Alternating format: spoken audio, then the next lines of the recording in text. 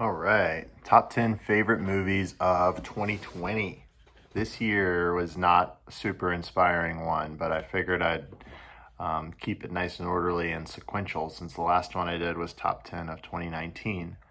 I'll start with saying that some didn't make the cut that were some of the bigger movies of the year.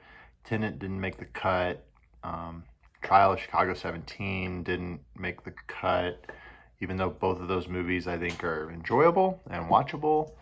Not top 10 for me. And then the two Pixar movies this year I thought were weaker entries, Onward and Soul.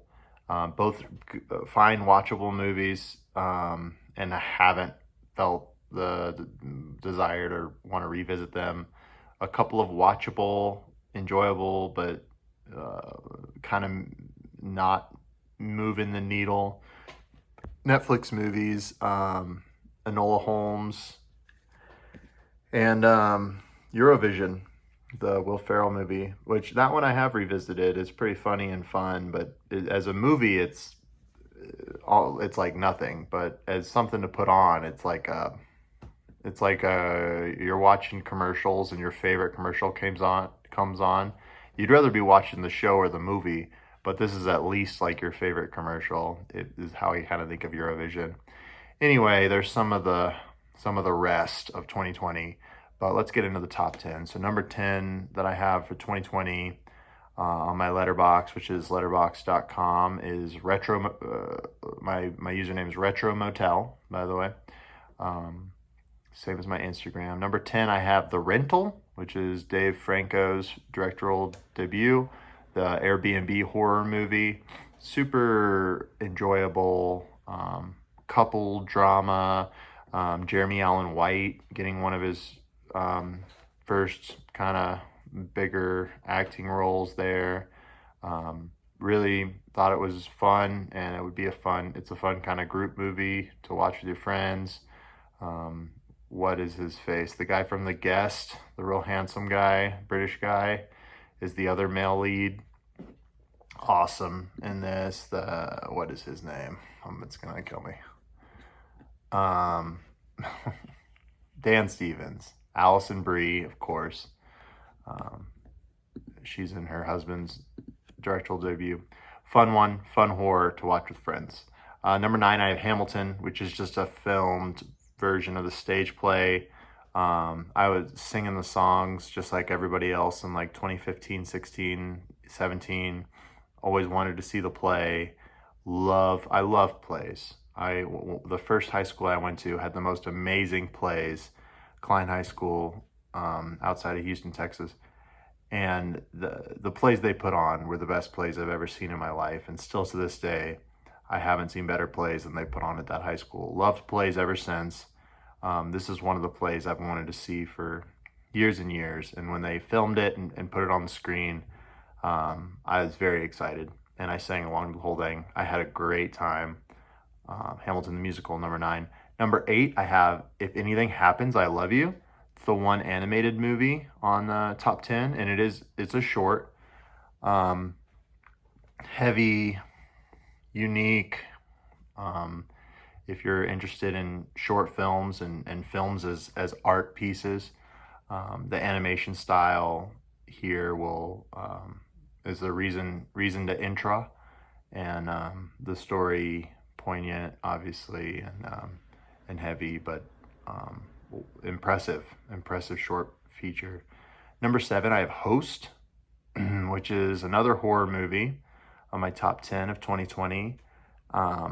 A bunch of friends on a Zoom call with like a seance and a seance instructor, and things go wild. But the individual performances in this were fun, and this is just another one that I want to, if I had a projection room or something, which I definitely don't, but it's a fun one that I would want to watch with people, and I could see having a good time with friends watching Host, a fun horror movie, and a good one for the Zoom era, 2020. It was put out at the right time, I think.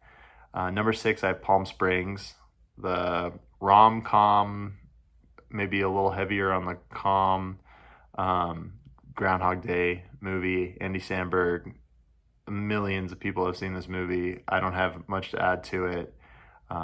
Really enjoyed it. Is it Alison Brie who's the girl in this one? Um, Christina Milioti. Kristen Milioti. Yeah, she's great in this. Wow, they had incredible chemistry in this. Um, just a fun rom-com entry to the Groundhog Day style of film. Uh, Move on to number 5. I have The Empty Man, another horror movie in this list. And I put that it was like if David Fincher made a detective horror movie, but it was only like 70% as good as it could have been. I think if I would have seen this movie on the big screen, I would have had a different feeling about it, but I saw it at my apartment. The Empty Man is very cinematic. James Badge Dale's the lead, who one of those unsung that guy kind of actors. Um, Good lore in this movie, good kind of what's going on. You never feel like you fully have a grip when you're watching this movie. And I wish I would have seen it in the cinema. It's impressive. This director though hasn't done anything since Empty Man. What's his name?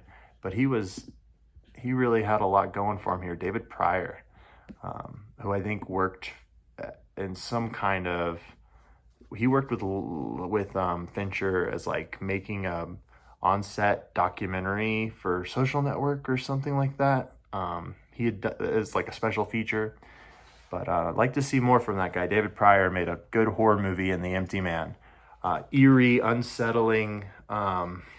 What is going on? Kind of a movie. Number 4, another horror movie. Oh man, this list. The Night House. I have, which is Rebecca Hall, one of my favorites, who's acting today. And she's just so she's teeming with energy in this movie and with incredible acting and magnetism. She just eats up the screen, and I love watching her. Amazing actor, amazing performer, so believable, so magnetic. The Night House is a wonderful horror movie. Another one where you're kind of always asking yourself what exactly is going on here, and you just willingly take that ride with her. Rebecca Hall, perfectly cast. Give this person more roles. Build roles around her. Amazing. Number 3, I have The Invisible Man. Another one, the last horror movie on this list.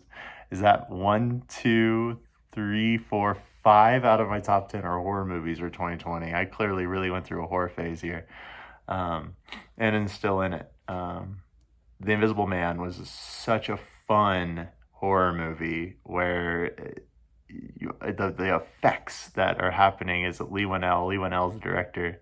The effects he creates with this invisible person, the drama, the intensity that he can get from just showing an empty hallway, just a camera panning at an empty hallway. In order for that to build suspense, I mean, credit to the music department, the sound department for building that sound and that the music and helping that create suspense, and the camera department for capturing that. That's so impressive. And to have an antagonist that you can't see, and it is gripping. I enjoyed the heck out of it. I watched it during peak kind of COVID times, quarantine times. Everyone's masking, and I watched it in my apartment on a date night, and really enjoyed that and that experience. Number 2, The Last Dance. Maybe not a movie in some people's eyes, but documentary still. I am a huge basketball fan. I coach basketball. I played high school basketball. I was not good. I loved it though. Ate it up. Ate up basketball media. Watched Around the Horn. Watched Pardon the Interruption. Watched oh man, what's the guy from South Beach who does it with his dad? See or No with Puppy. I love basketball. I grew up. I had posters of Michael Jordan. I had a watch that had Michael Jordan's face on it. Michael Jordan was basketball to me growing up. As a 92 was the year I was born, so naturally I was just coming up right at the end of his reign, but he was still like, and Space Jam I loved, and so I grew up loving Michael Jordan. And this documentary was, I ate it right up. Every episode, completely gripped. So it's a necessary documentary, something I've always been curious about. It had mystery around it. It had basketball. It had all these fun characters who were real life people. Last Dance, amazing documentary. My number one movie of 2020, and this is me showing my cards a bit with some of my favorite movies of all time, is Emma, the period piece, the adaptation of the Jane Austen novel, starring Anya Taylor-Joy, directed by Autumn de Wilde. Did an amazing job here. When I first watched this movie and I saw the tone of it, as a lover of Pride and Prejudice and Sense and Sensibility, Pride and Prejudice more so, with that heavier atmosphere, the heavier tone, drama first, romance and drama kind of in first place, and then the lightness and the comedy and that sort of thing. Whereas Emma, the number one, is more lightness, kind of this buoyancy, this effervescence that this movie has. And it was so, I got so much joy once I embraced the lightness that this movie wants you to feel. And Anya Taylor-Joy's facial expressions were cracking me up. I mean, just the subtlest little movement of her eyeballs and her reactions to people. So funny, and it almost feels like, is this what Jane Austen wanted her adaptations to be more like? Did she want the comedy to come out more like this? It made me question that kind of thing. So, love Emma 2020. Incredible period piece. That's my number one film of 2020. I'll recap. Let's go with number 10, The Rental. Number 9, we have Hamilton. Number 8, the short film, If Anything Happens, I Love You. Number 7, Host. Number 6, Palm Springs. Number 5, we have The Empty Man. Number 4, The Night House, starring Rebecca Hall. Number 3, The Invisible Man. Number 2, The Last Dance. And number 1, Emma. Thanks for watching another video. That's my top 10 of 2020.